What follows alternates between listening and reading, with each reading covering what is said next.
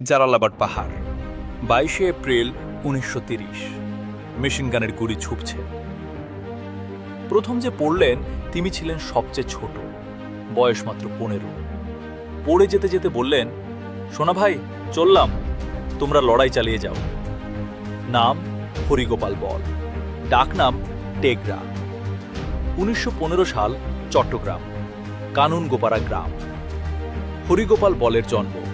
বাবা প্রাণকৃষ্ণ বল, দাদা লোকনাথ বল চট্টগ্রামের বিখ্যাত বিপ্লবী।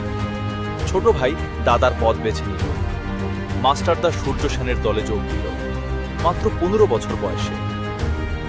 18 এপ্রিল 1930, রাত 10টা, চট্টগ্রাম অস্ত্রাগার লুট। দাদা লোকনাথ বল অক্সিলিয়ারি ফোর্স অস্ত্রাগার দখল করলেন। ছোট ভাই টেগরা পাশে ছিল। জাতীয় পতাকা উড়ল। চট্টগ্রাম সেই মুহূর্তে স্বাধীন, কিন্তু গোলা বারুদ নেই। পরিকল্পনা ভেঙে পড়ল। সবাই জালালাবাদ পাহাড়ে আশ্রয় নিলেন। খাবার নেই, জল নেই, চার নেই।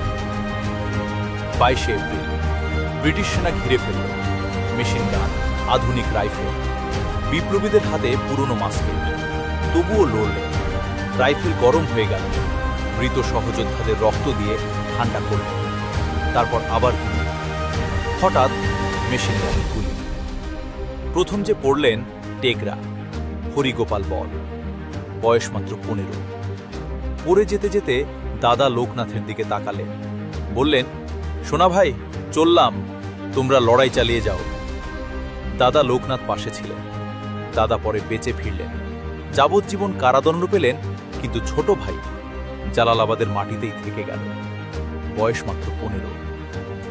ভারতের স্বাধীনতা যুদ্ধের সবচেয়ে কম বয়সী শহীদদের একজন।